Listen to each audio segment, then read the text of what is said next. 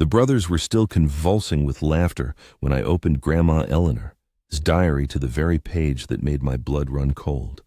While they boisterously celebrated their private island and gold reserves, I learned the real reason she had left me only this old, worn, leather-bound book, and I understood that the foundation of our family's fortune was laid with innocent blood. My name is Wesley Whitmore, and I am about to tell you the story of how a single diary shattered everything I thought I knew about my family. At 34, I teach history at Lincoln High School in Boston. Not exactly the career one expects from an heir to the illustrious Whitmore name, but then again, I never truly felt like an heir, did I? That title always belonged to my older brothers, Garrett and Donovan. Garrett, 38, runs his own investment firm and is fluent in 3 languages, which he uses exclusively to broker deals that dismantle small businesses. Donovan, 36, owns 5 luxury car dealerships across New England and once casually dropped $100,000 on a watch just to flaunt his wealth. They inherited millions from Grandma Eleanor. I inherited only her diary. But here's what they didn't realize as they uncorked champagne and called their yacht brokers. Grandma Eleanor Whitmore, the woman who built a multi-billion-dollar chemical empire, had direct lines to influential senators and donated entire hospital wings as if buying a cup of coffee. This powerful and shrewd woman had been orchestrating this moment for half a century. She knew exactly what she was doing when she bequeathed me that tattered leather diary with faded gold lettering. She foresaw that I would find the skillfully glued together pages. She knew I would uncover the secret she had scrawled with a trembling hand on paper, steeped in the scent of guilt and antique perfume.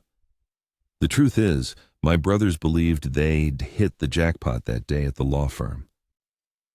They thought Grandma had finally acknowledged their true worth: millions in real estate, gold, and luxury toys for the ultra-rich. It never occurred to them to wonder why a woman who raised us on stories of honor and integrity would leave her fortune to 2 men willing to step on anyone to succeed. They never questioned why, in her final months, she looked at me with such particular warmth, why she held my hand longer, why she whispered, "Forgive me," when she thought I was asleep during my last visit. Standing in that mahogany-paneled office, surrounded by portraits of 3 generations of Whitmores, I watched my brothers exchange high fives as if they had just won the Super Bowl. Garrett, his wife, Vivian, was already on the phone with an interior designer discussing plans for their Manhattan penthouse renovation.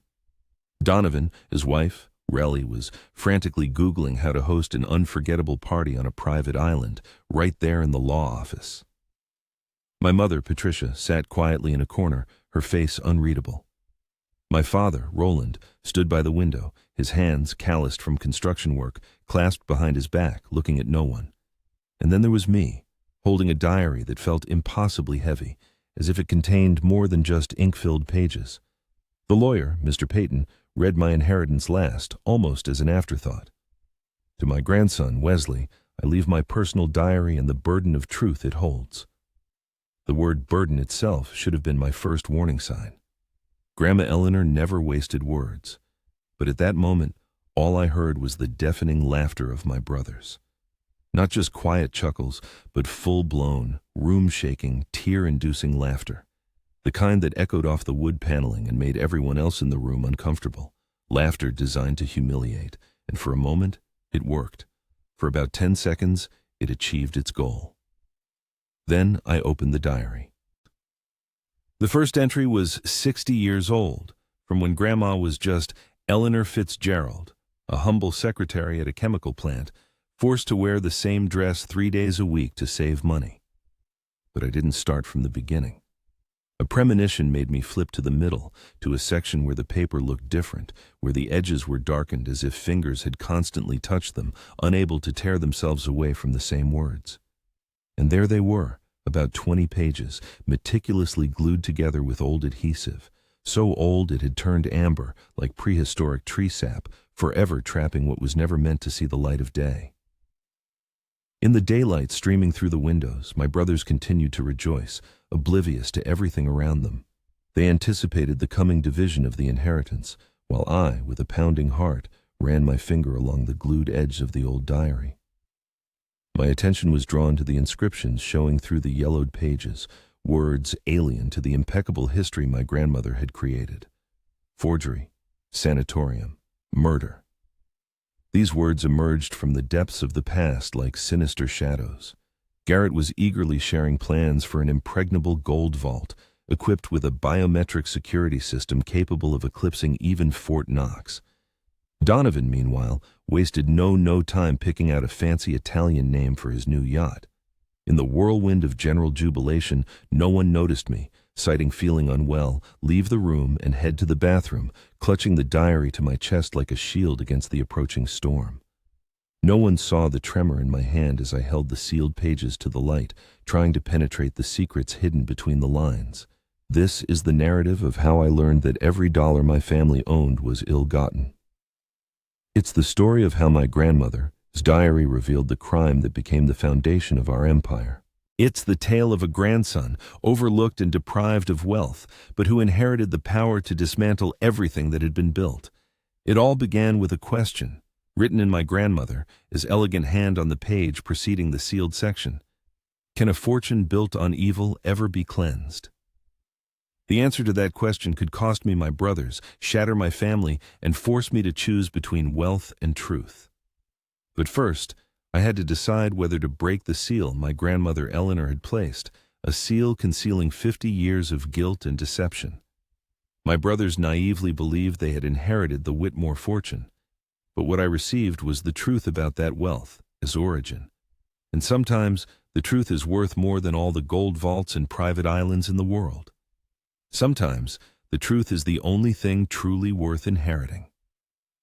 The Whitmore estate, sprawling across 40 pristine acres in rural Massachusetts, was so renowned it had its own name on Google Maps, Thornfield. As children, we simply called it Grandma's house. On that morning, October 15th, the maples surrounding the estate blazed in vibrant reds and golds, as if nature itself was celebrating the final distribution of Eleanor Whitmore's wealth. I parked my beat-up 10-year-old Honda Civic between Garrett's brand-new Tesla and Donovan's flashy Lamborghini, a stark illustration of our positions in the family hierarchy. Gravel crunched underfoot as I walked to the main entrance. Each step took me back to summers spent there, when Grandma taught me chess and my brothers counted antiques, trying to guess their worth. "Wesley," my mother Patricia called from the doorway. Her voice held that particular note of sympathy she had perfected over the years. "I'm glad you came." "Of course I came, Mom. She was my grandmother, too." Patricia hugged me, whispering, "Just remember, no matter what happens today, you're worth more than any money." It was a phrase she repeated throughout my childhood, whenever Garrett got a new car or Donovan received another trust fund installment.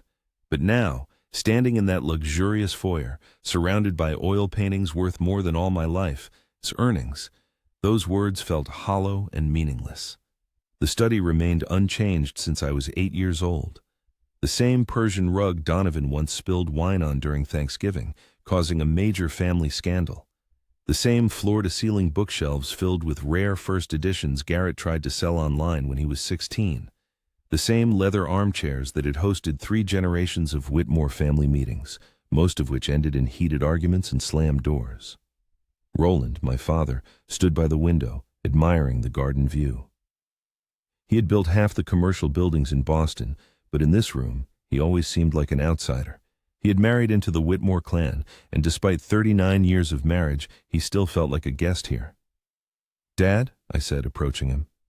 "Wesley," he nodded, not turning. "Your brothers are already discussing asset liquidation options. The will hasn't even been read yet." "Since when has that stopped them?" Garrett's voice boomed before I could reply. "Ah, the professor. He always called me that, even though I just taught high school." "I thought you'd skip this, considering—" "Considering what?" I asked, though I knew perfectly well what he meant. "Well, you did turn down Grandma's offer to pay for law school, business school, and an MBA at Wharton." He theatrically counted on his fingers. "Pretty sure you forfeited your right to an inheritance somewhere around refusal number 3. Donovan guffawed, sitting by the fireplace and examining a Ming Dynasty vase, as if already calculating how to dispose of his share. "Remember how Wesley said he wanted to change the world, not make money?" Grandma's face was priceless. "Actually," I countered, "she said she was proud of me for following my convictions." "Of course she did," Donovan sneered. That's why she visited your apartment exactly once. In reality, Grandma Eleanor's visits were a monthly tradition. She would subtly appear at my school, taking a seat in the back row to observe my lessons on the Industrial Revolution or the Great Depression. Afterward, we would go to a modest cafe, far from our family's usual haunts, where she would share stories of her youth with me, of times before wealth and influence, when she was not yet Eleanor Whitmore. During our last coffee meeting, she said, "Your grandmother saw something special in you, something I lost long ago." Her hands trembled slightly as she brought the cup to her lips. "What exactly, Grandma?" I asked. "The ability to make the right choice at a critical moment." I didn't fully understand her words then, but now, in that study, watching my brothers circle like vultures, I began to grasp their meaning. Mr. Peyton, an old-school lawyer, arrived precisely at 2:00 p.m., carrying documents in his briefcase that would forever alter our family's destiny. He was the kind of lawyer who still wore a pocket watch and addressed everyone by their full name. He had handled the Whitmore family's affairs for 40 years, and his face remained impassive as he laid out the papers on the table. "Shall we begin?" he stated, more as an affirmation than a question. Vivian and Rel positioned themselves behind their husbands, as if by practiced movement. My mother sat next to my father, their shoulders barely touching. Uncle Terence, Grandma's younger brother, took a chair in the corner, his gaze hidden behind thin spectacles. "The last will and testament of Eleanor Fitzgerald Whitmore," Peyton began, his voice solemn. "The document is dated the 1st of September of this year, just 6 weeks ago." It turned out she had updated her will just 6 weeks after our last coffee meeting. "To my son, Roland Whitmore, and his wife Patricia, I bequeath the house on Martha's Vineyard and a lifetime annual income of $200,000. My parents simultaneously sighed with relief. Comfortable enough, but not extravagant, in Grandma's spirit. "To my brother Terence, I leave my collection of rare books in the cottage in Vermont." Terence gave a barely perceptible nod, showing no surprise. "To my grandson, Garrett Whitmore, I bequeath the Manhattan penthouse valued at $8 million and the contents of the gold vault in Zurich, including 500 bars of pure gold." Garrett barely suppressed a triumphant gesture. Vivian was already typing a message to someone, likely her personal shopper. "To my grandson, Donovan Whitmore, I leave the private island off the coast of Martha's Vineyard, known as Whitmore Cay, and the yacht, Eleanor's Dream, valued at $12 million. Donovan couldn't contain a victorious shout. "The island, baby! The island is ours!" Relly passionately kissed him, and my stomach churned, not from envy, but from the realization of how skillfully Grandma had manipulated the situation, giving them exactly what they always craved. "To my grandson, Wesley Whitmore," Peyton continued, and silence fell over the room. Even my brothers stopped celebrating to listen. "I leave my personal diary and the burden of truth it contains." The silence lingered. Peyton looked up from the papers. Everyone waited. "Is that all?" Garrett finally asked. "A diary?" Peyton cleared his throat. "There is an addendum. Mrs. Whitmore requested I read it personally." He took out a sealed envelope, opened it, and read, "Wesley, only you have the eyes to see and the heart to act. The others received what they value most. You received what I valued most. The choice of what to do with it is yours." My brother's laughter started as quiet chuckles and escalated into something hysterical. But I looked at Uncle Terence, who was watching me with such intense scrutiny that shivers ran down my spine. He knew something, and somewhere in this diary, which Peyton was handing to me, lay the something that could destroy everything my family knew about its fortune. The reception after the will reading was held in the estate's grand ballroom, where Grandma once hosted senators and CEOs. Now, my brothers were celebrating their victory there. Garrett had already contacted his banker to discuss liquidating the gold, and Donovan was on a video call with a yacht broker showing him the vessel, specifications. Other relatives and family friends who had come to pay their respects observed the spectacle with varying degrees of disgust and resignation. In the atmosphere of universal greed and anticipation of inheritance, Catherine, barely concealing her contempt, threw a barbed remark my way about shamelessness. implying that Grandma hadn't yet found peace in the grave. But what could one expect from Garrett and Donovan? These two, like vultures, had meticulously counted Grandma's assets since their youth, compiled complex spreadsheets, and argued over their deserved share based on a whimsical point system that accounted for the number of visits and phone calls. I stood by the wide-open French doors, as if afraid to let go of the old diary. The soft leather, imbued with the scent of Grandma, lavender hand cream, felt alive under my fingers. The diary, its weight was deceptive, as if the words it contained had acquired physical density.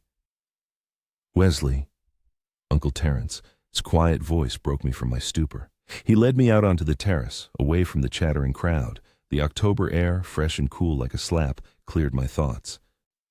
"Your grandmother knew what she was doing," he said, bringing a cigarette to his lips with trembling hands. "This diary isn't just a collection of memories and reflections." "What do you mean?" I asked, feeling anxiety rise within me. He took a deep drag, staring into the distance. All her life, Eleanor carried a heavy burden of guilt.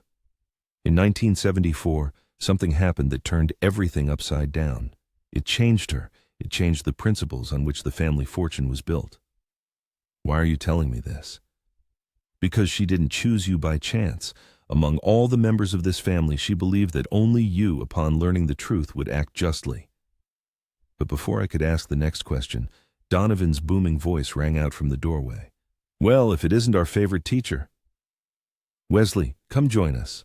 I'm treating everyone at the club. Oh wait, that's right. You probably can't afford the membership fee." "I'll pass," I replied, trying to remain calm. "Your loss." "All right, when I throw my first island party, maybe I'll let you pitch a tent on the beach. You can grade papers by the campfire light." Garrett, champagne glass in hand, joined his brother.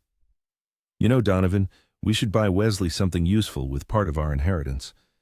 What do teachers need? Red pens? Or maybe a new cardigan?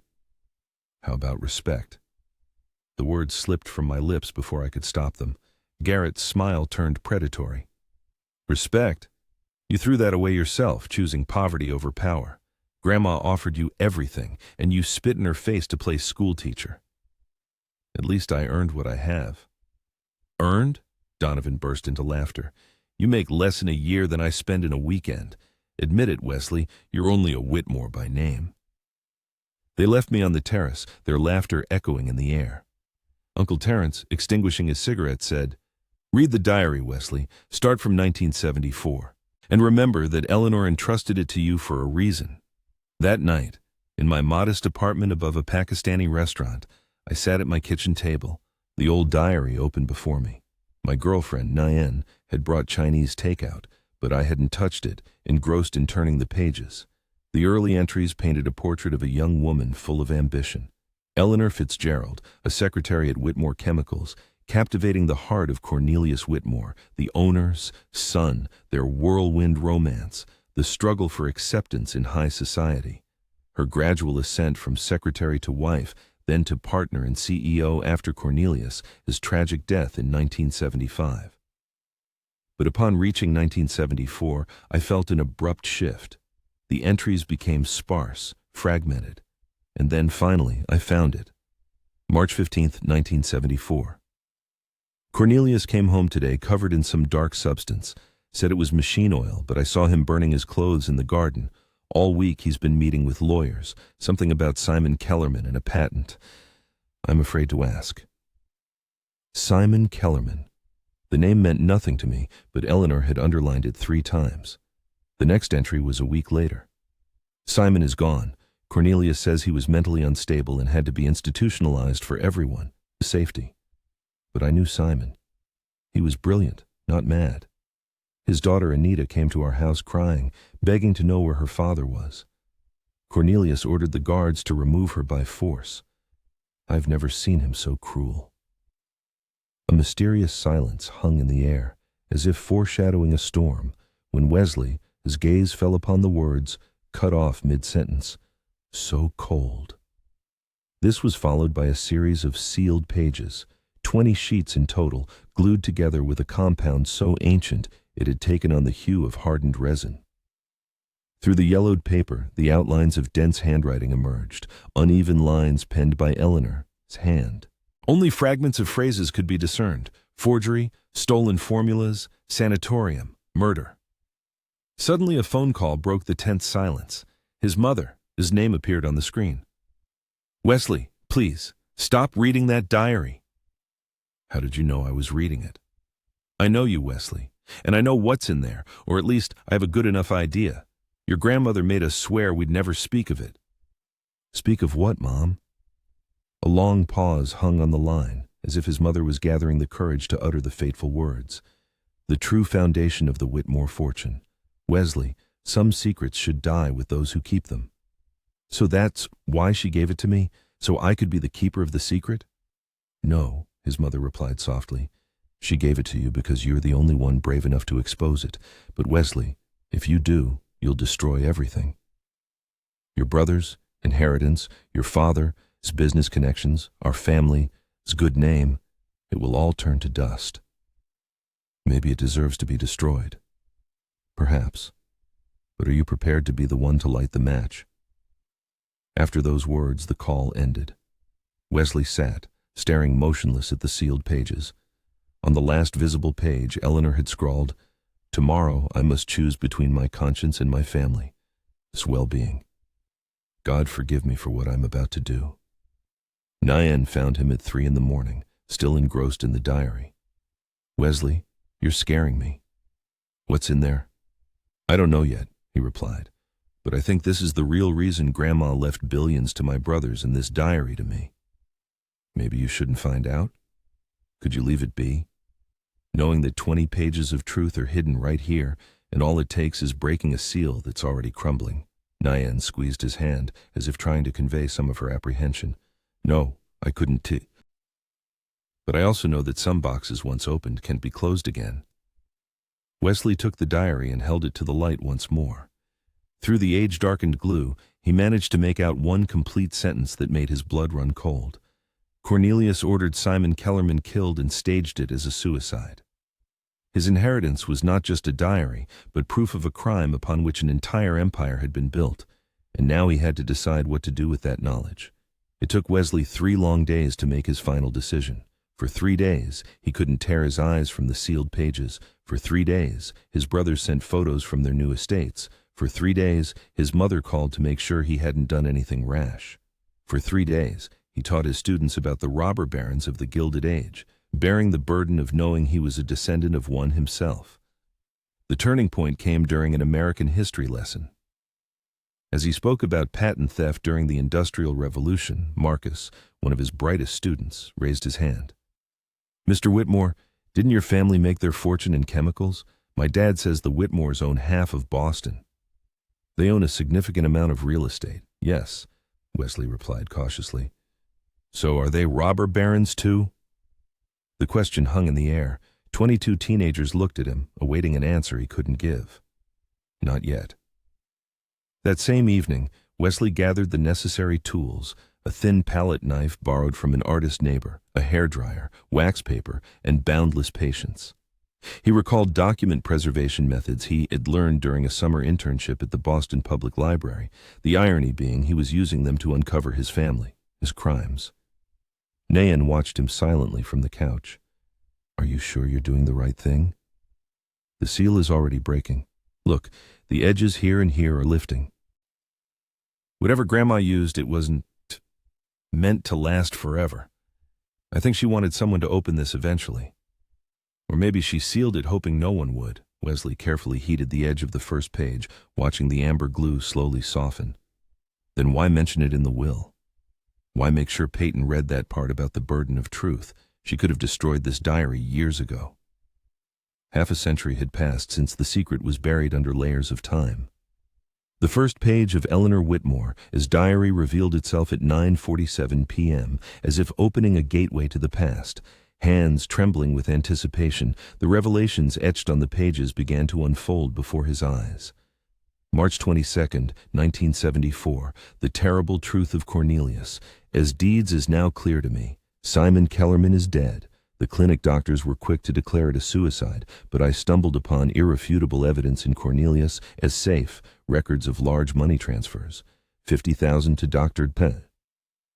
Howard Mansfield the day before Simon's tragic demise, and another 100,000 to the clinic director the following day. As he delved deeper, each page unveiled new facets of the horrifying picture. Simon Kellerman, a brilliant chemist and Cornelius' partner, had developed revolutionary industrial solvent formulas that became the cornerstone of Whitmore Chemicals' success.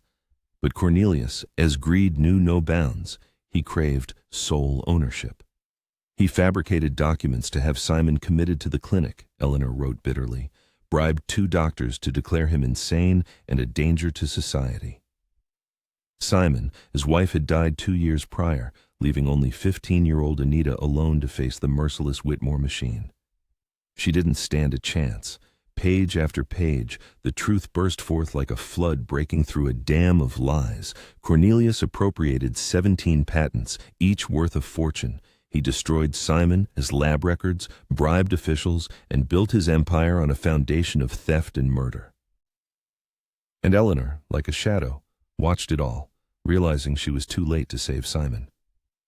"Tonight I confronted Cornelius," one entry read. "He didn't even try to deny what he'd done. He cynically declared that Simon was weak, that he would have squandered the formulas on paltry licensing deals instead of building something great. He claimed the world needed leaders willing to make difficult decisions. I called him a murderer, and he, in turn, accused me of naivete.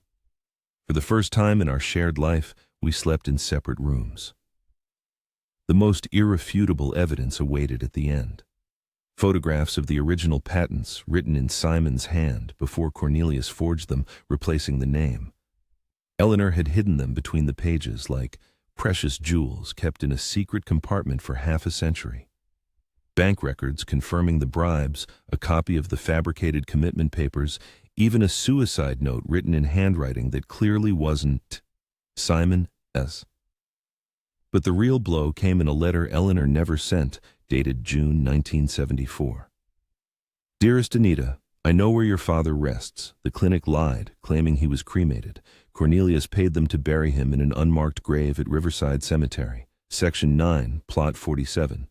I visited him once, left flowers. I wanted to tell you the truth immediately, but Cornelius threatened to destroy your life if you ever came near our family. He has judges, police, politicians in his pocket. I was a coward, unable to stand up to him. But I am pregnant with Roland, and I must think of my child as future. God forgive me."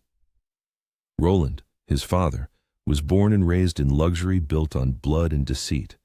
He built his own business using connections gained through that dirty money. At midnight, the last sealed page was reached.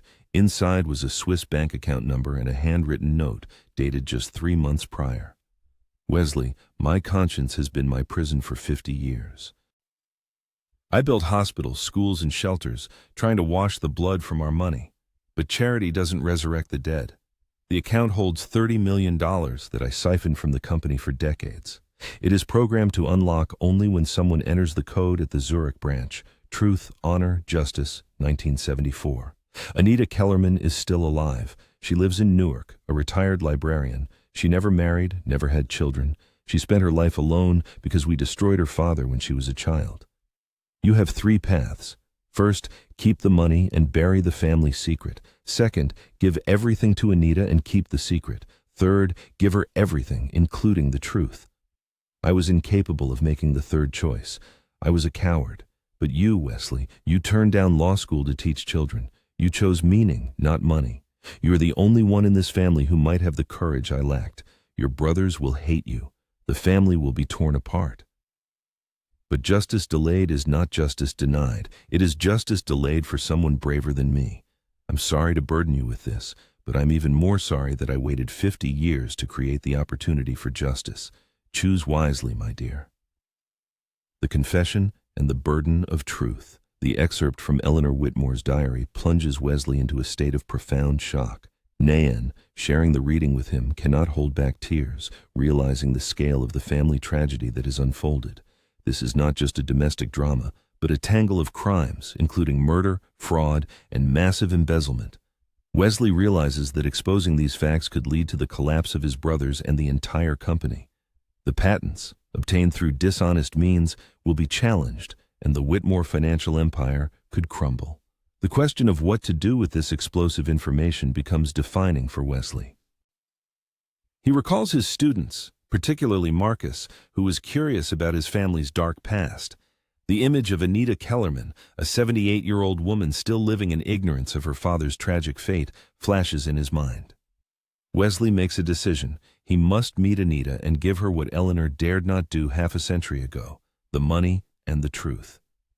Nyan warns him, reminding him that truth is what was stolen from Anita, and money is only a pale reflection of loss. She foresees that the family will never forgive Wesley for this step. However, looking at the pages of the diary, written in a trembling hand, he understands that justice may be more important than forgiveness. Wesley sets off for Newark to reveal the truth to Anita Kellerman and begin the process of seeking retribution for the crimes committed by his family. He realizes that he is taking on a heavy burden, inheriting the mantle of conscience from his grandmother. The drive to Newark took 3 hours, but Wesley spent another half hour in his car, steeling himself before meeting Anita Kellerman. He saw a dilapidated brick house with rusty fire escapes and barred windows. Here, in humble surroundings, lived the daughter of the man whose genius his family had exploited to build their lavish mansions. A short woman with silver hair pulled back in a bun opened the door. In her eyes, Wesley recognized the same piercing blue as in the old photograph from Eleanor, his diary. Introducing himself as Eleanor Whitmore, his grandson, he watched Anita's face change, reflecting first pallor, then anger. Wesley managed to persuade her to listen, and he entered her modest but impeccably clean apartment. He spread the documents on the table, evidence of his family, his crimes, patents, forged medical records, fake invoices, and Eleanor as confession. Anita, with trembling hands, examined each sheet, and upon reaching the unsent letter about her father's burial place, she broke down in sobs. It was the cry of 50 years of pain, finally confirmed. Wesley told Anita about the Swiss account with $30 million left by Eleanor. Anita, with a bitter smile, called the money blood money. Wesley also informed her of the possibility of challenging the illegally obtained patents and demanding billions of dollars in compensation. Anita, standing by the window and looking out at the streets of Newark, realized the scale of the consequences. She understood that Wesley was ready to destroy his family for justice. Wesley, however, believed that his grandfather had destroyed his family by killing her father, and he was merely trying to acknowledge that fact and make amends. I have to admit it. That memorable evening, the narrator found himself in a law office located in the heart of Newark. His wife, nephew, Michael, had dedicated 2 decades of his life to fighting corporate theft, serving as a patent attorney. Carefully examining the provided documents, Michael's eyes widened in astonishment. "This is simply irrefutable," he stated with confidence. "With such evidence, we can prove fraud, theft, and secure the annulment of the patent transfers. Whitmore Chemicals faces a serious criminal investigation." "Well, that's excellent news," the narrator replied. However, the true climax of this story unfolded 3 days later during a celebratory dinner for his parents' wedding anniversary. The entire family gathered in Garrett's new penthouse, which was a true glass palace with breathtaking views of Central Park. The narrator's brothers were the center of attention, eagerly recounting their new investment strategies made possible by the sale of gold assets. Donovan, in turn, was sharing plans for a massive overhaul of his yacht. In this flurry, they barely noticed the narrator's arrival. "Glad you could join us," his mother said, gently kissing his cheek. "Wesley, please, whatever you're planning, I beg you, not tonight." But it was already too late. The narrator took out the diary and announced to everyone present, "I have something to say to you all." "Oh my God," Garrett groaned with clear annoyance. "Is Wesley going to read us poems from Grandma's diary? How touching." "Actually, it's much more serious," the narrator replied. "I'm going to tell you the truth about the origin of our money." With those words, he began to read Eleanor's confessions regarding Simon Kellerman. Silence fell over the room as the narrator spoke of forged documents, bribes, and even murder. Donovan tried to interrupt him, accusing him of lying, but the narrator presented the original patents, bank statements, and other irrefutable evidence. "This is ridiculous," Garrett mumbled, though his voice lacked its former confidence. "Even if all this is true, it's been 50 years. The statute of limitations has expired." "But not for murder," the narrator countered, "and not for patent fraud, which continues to generate profit.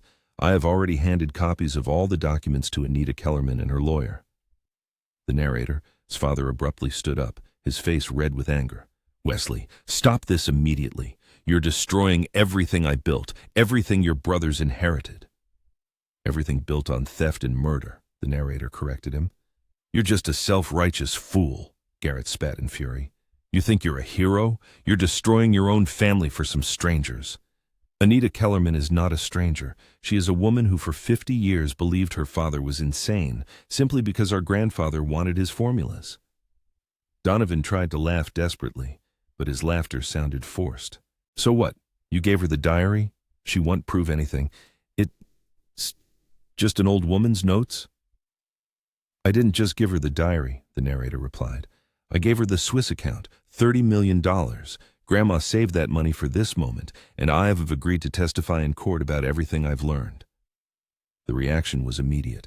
Garrett furiously hurled his champagne glass against the wall. Donovan lunged at the narrator, but his father managed to restrain him. Vivian and Rochelle frantically searched their phones for lawyers, contacts. The narrator, his mother, sat silently, tears streaming down her face. "You had no right," Roland said in an icy tone. "That money belonged to the family." "No," the narrator countered. "It belonged to Simon Kellerman. As did the patents, as did the formulas on which this empire is built. Grandma knew it. She just couldn't bring herself to give them back. But she knew I could." "Get out of here," Garrett yelled. "You're no longer a member of this family. You're no longer a Whitmore."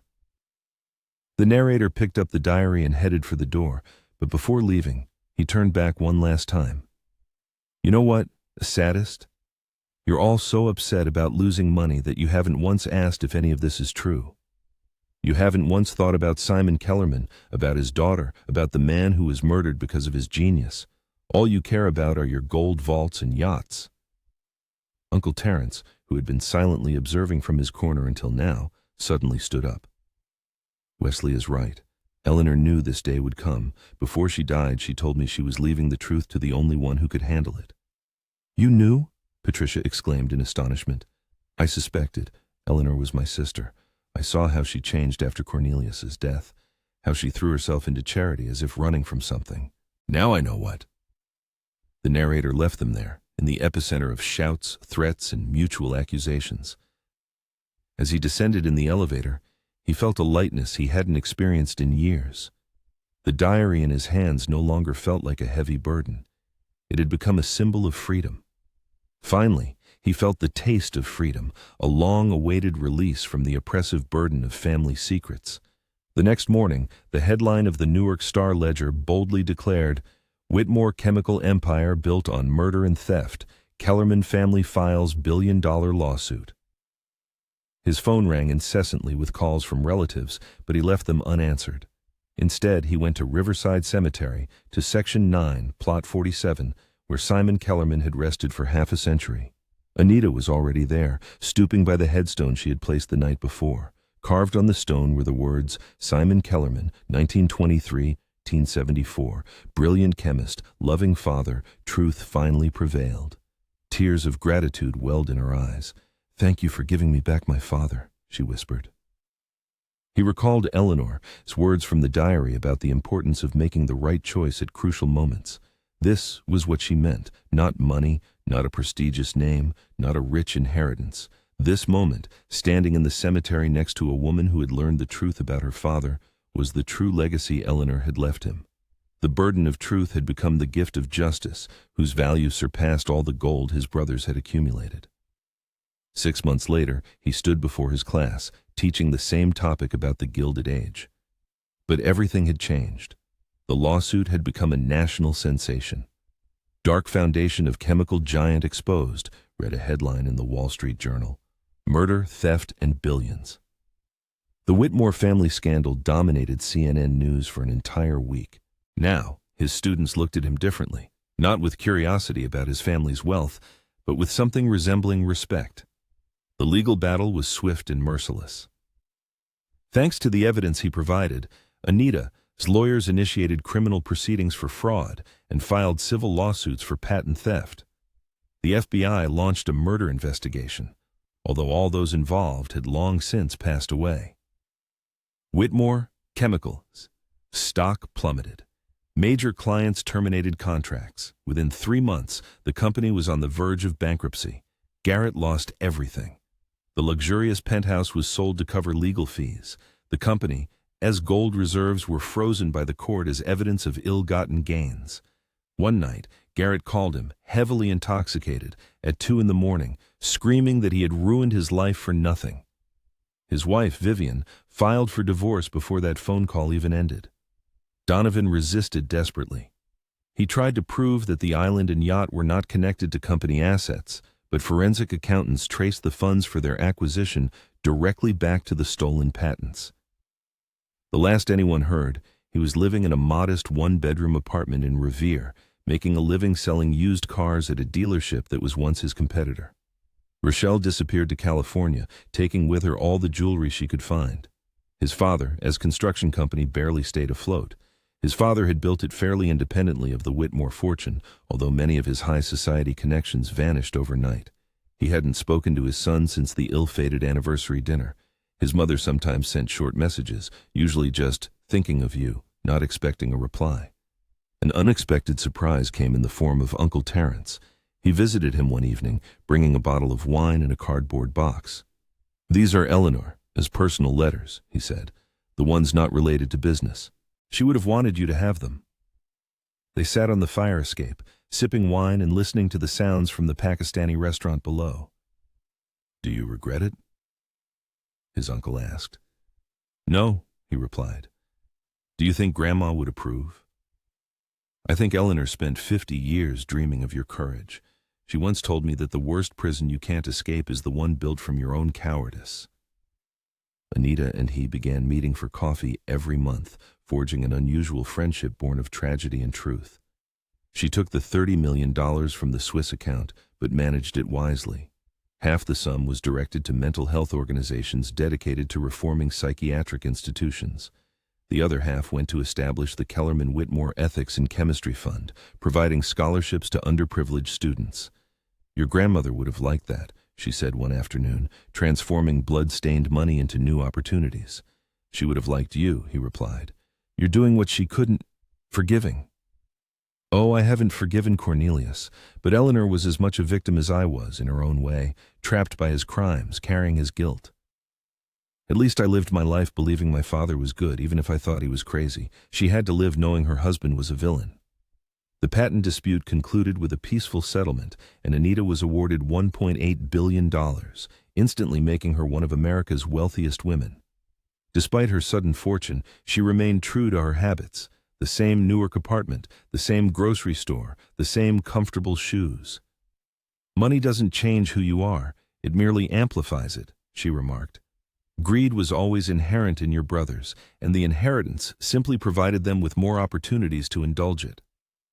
In one of his classes, Marcus asked Mr. Whitmore, "Was the truth worth losing your family?" The teacher, after careful consideration, replied, "My family broke apart half a century ago when they chose money over moral principles. I didn't lose them, I merely exposed them." Marcus persisted, "But you could have remained silent and eventually inherited some of that money." "Certainly," Mr. Whitmore agreed, "but then I would have had to look in the mirror every morning at a man living off stolen genius and shattered hopes. There are things money can't buy, and integrity is one of them." After class, the teacher found a note on his desk from the principal. The school board, impressed by his ethical stance, had decided to name the new chemistry lab after Simon Kellerman. That evening, Wesley and Nyan strolled through Riverside Cemetery. They stopped by Simon's grave, where Anita had placed a bench. Fresh flowers lay on the headstone, likely left by Anita during her weekly visit. "No regrets?" Nyan asked, taking Wesley's hand. "Only one," he replied. "I wish I could have met Simon Kellerman. Everyone spoke of him as a brilliant scientist, a kind man, and a loving father. He deserved a better fate than to be erased from history because of his genius. Nayen countered, but justice prevailed, thanks to you, thanks to Eleanor, who kept that evidence for 50 years, waiting for someone brave enough to use it. They sat on the bench, watching the sunset paint the sky in amber tones, reminiscent of the diary, its yellowed pages.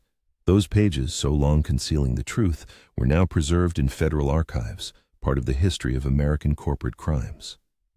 Wesley, his phone vibrated, signaling a new message from an unknown number. He was about to delete it, assuming it was another reporter, but something made him reconsider. Wesley, it is Michael, Anita's nephew. She wanted you to know she's established an award for teaching excellence in your name at your school. She believes there's nothing more valuable than the truth and a person willing to teach it. Wesley smiled, thinking of his upcoming lesson on the progressive era, muckrakers and trustbusters. Now he taught that topic differently, with the weight of personal experience behind every word. That evening, Wesley opened Eleanor's diary one last time. On the final page, after all the confessions and evidence, he found one last entry. To whoever reads this, know that courage is not the absence of fear, but action in spite of it. I was a coward, but I pray my cowardice inspires someone. It's bravery. Truth does not die, it waits. Wesley closed the diary and placed it on his bookshelf between books by Howard Zinn and Frederick Douglass. Tomorrow he would go back to school to teach young people to value truth above wealth and integrity above inheritance. He would be the teacher his grandmother wanted him to be, a man who did the right thing when it truly mattered. The Whitmore fortune was squandered on lawyers, legal fees, and restitution to the rightful owners. But Eleanor's true legacy was not money, not property, and not even the truth, but the realization that acting with conscience is its own reward, that justice, though delayed, can still prevail, and that the greatest wealth is a clear conscience. His brothers laughed at him when they learned he inherited only a diary, not understanding that Eleanor had given him the most valuable thing she had, the opportunity to right a 50-year-old wrong. In doing so, she gave him something worth more than all their gold and islands combined, the freedom that comes from choosing the truth.